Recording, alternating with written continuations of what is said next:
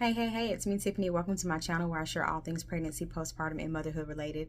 I am a certified birth and postpartum doula, so that means that I support women and their families on their journey from conception to postpartum. If you have not had a chance yet, please check out my website at www.nurturebytiff.com, where you can check out my doula services, childbirth education courses, my weekly blogs, and also merch that I offer, which is, I'm updating all that. But anyway. So a few weeks ago, it's probably about 2 weeks now, maybe three. Dr. Jackie, I'm pretty sure you all are familiar with her from Married to Medicine. She came out with an apology for saying some things that are considered very controversial in the healthcare community as far as, you know, Black women go. So for those of you who do not know, I'm pretty sure that a lot of people know, but a lot of people don't know, Black women are 3 to 4 times more likely to die during childbirth. Okay. Dr. Jackie is in OBGYN. So that means that she's on the front lines delivering babies. And I'm going to play the clip of what she said, as well as her apology. And I'm gonna come back in and talk about it. A much needed pause to address comments that I made during a 2020 live interview with one of my castmates. Sometimes as African American women, we're a bit more dramatic, and that you go to the doctor and you complain and you complain and you complain, and you're not taken serious because you cried wolf the entire pregnancy. That ain't me, boo. I don't know what you're talking about, but go ahead. I didn't say you. I just said as African American women, we want to also make sure you're being serious with your doctor and not playing the game so I can take you off work.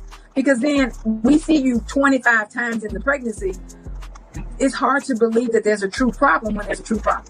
First and most importantly, to Black women and mothers, including your friends, families, and the medical community who cares for you. Because my words left you hurt and feeling unsupported, I want you to know I hear you, I see you, I believe you, and I apologize for the... So that was very troubling for me, as a Black woman who is a mother who has had to experience birth trauma, to hear another Black woman who is a doctor say that Black women have a tendency to, be all dramatic and, lying about their symptoms. And, I'm paraphrasing. That ain't what she said, but basically that's what she said. Let's not do that. Okay. Let's go back. In the early days, Black women were used for experiments. We were experimented on, okay, for gynecological exams and things of that nature. No anesthesia. And so they came up with this whole thing of our pain threshold is a lot higher than women of non-color or women who are not Black, okay? So for some reason they have this idea in their minds that Black women can tolerate pain a lot more than white women can, okay? They have it in their minds that, we lie about our symptoms or we exaggerate our symptoms, or what we're feeling is just, it's all in our head. It's not that real. It's not that serious. And for her to say something like that, and honestly, I only really believe the only reason she apologized is because the clip came out. If the clip had not come out, we wouldn't be hearing this apology. Okay. She was very, I guess, like, just very matter of fact, in her saying what she said. And I completely, if I hear some arguing and stuff in the background, it's my girls. They ripping and running through the house. So let me share an experience with you all. I've had 2 instances of experiencing something very traumatic during and after labor and delivery. My oldest daughter, she just turned 20 on Christmas Eve. Awesome. And with her, I had developed something called preeclampsia. And so preeclampsia is when you have high blood pressure during your pregnancy, okay? After I had her, my blood pressure spiked, all right? Ended up going to the hospital. Blood pressure was like 200 over something. Let's back up. I ended up having seizures, right? A week after I had her, I had seizures, okay? Ended up having to go to the hospital. Blood pressure was extremely high. I had another seizure. I could have very easily lost my life, there was no regimen, right? So I had had complications throughout that pregnancy from like 4 months all the way up until I delivered her she was due January 8th. I had her on December 24th. Okay. I had had issues that whole time. There was no, and the doctor that I had, white doctor, but there was no regimen. It was no, me being young, being 18, that doesn't make me stupid. That doesn't mean that I can't comprehend. That doesn't mean that I cannot develop what needs to be developed to take better care of myself. The knowledge just was not given to me to make the decisions that I needed to make. I wasn't put on any type of blood pressure medication to lower my blood pressure during that pregnancy, and he saw that my blood pressure was creeping up during that time. You know what I'm saying? Like, nothing was done. It was just like a we'll see what happens type deal. End up going through the pregnancy, end up having eclampsia, almost could have lost my life. My last daughter, she's 3. I had her during the pandemic, May of 2020. Already a scary time, right?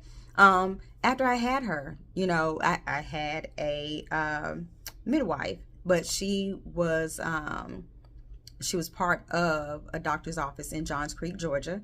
And during the pregnancy, great lady, really sweet, Caucasian lady, really, really sweet lady. Any concerns that I had, I was considered advanced maternal age because I was over 35. And she was really attentive, really caring. I went into the hospital to be induced, which looking back on it, if I ever decide to have any more children, induction, I've been induced twice, and the experience was not so great. Okay. So anyway, I was induced because I'm not even gonna lie, I was in a rush. I was tired of being pregnant. As a woman, we get into, and I can admit that I couldn't sleep. It was the pandemic. I was stressed. I was 39 weeks. She was a big baby. She was over 8 pounds when I had her. I just was ready to kind of be over with the pregnancy. I was already dilated, at least 3 centimeters. So she did a membrane sweep, and I went in, had some Pitocin, helped get my contractions and stuff started and everything. So after I had my daughter, I had a nurse come in, and I had some really heavy bleeding going on, which they kind of brushed off like, oh, that's normal. No, it's actually not, normal, not bleeding like this.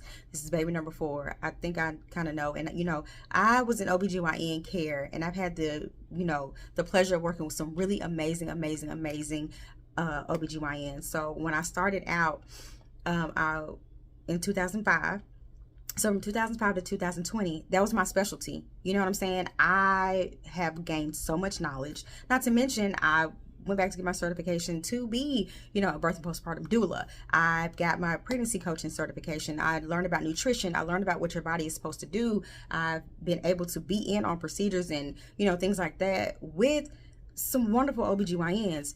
I know it's normal. I know it's not. Okay. So they told me that everything was normal. Everything was fine. And it was not. And shift change came around. Sweetest little Hispanic lady ever. I'll never forget her. She's my angel, although I do not remember her name, but she's the most wonderful thing ever, because I feel like she saved my life.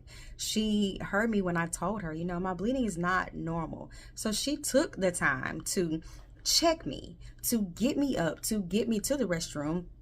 Although once I got there, I was, bleeding out.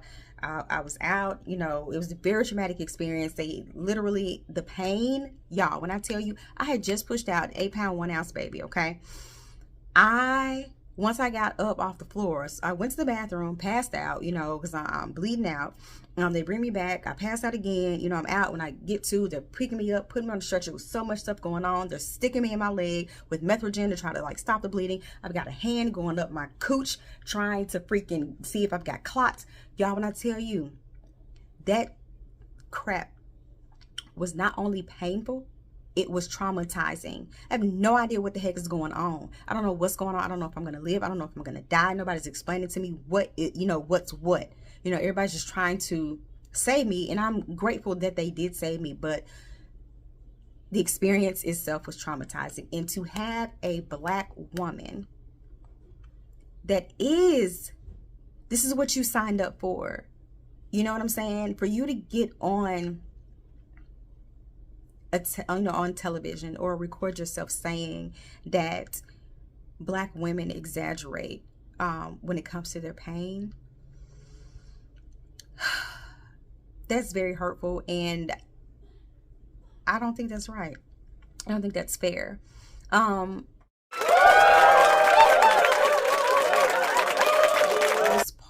For the most part, the majority of our people that come in are in there to get help because they need help. I don't think that anybody wants to continue going to the doctor's office 3 and 4 and 5 and 6 and 7 times unnecessarily if they don't have to.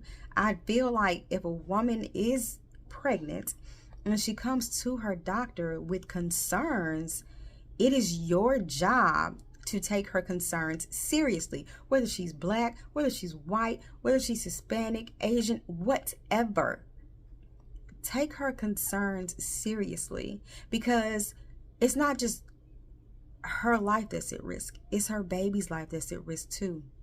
You have fathers that become single fathers because doctors decided that they didn't want to take a mother's concerns seriously. A lot of the deaths that happen during childbirth and after childbirth are preventable, but you don't want to take the time, the necessary time, to do a double, check, to do another test, to do, a CT, MRI, whatever it is that needs to be done. You don't want to take the time to do that because to a lot of healthcare providers, we're just a number. You come in, you see our Black skin, and you automatically judge us, number one. You have these biases already in your mind. Oh, she's fine. She can handle the pain. Oh, she's fine. Just brush it off. You're okay. There's nothing wrong. It's not right, and it's not fair. And again, like I said, I don't think that her apology was genuine. That fake cry, that wasn't real. Again, the only reason she apologized was because she got caught, and somebody brought it back up.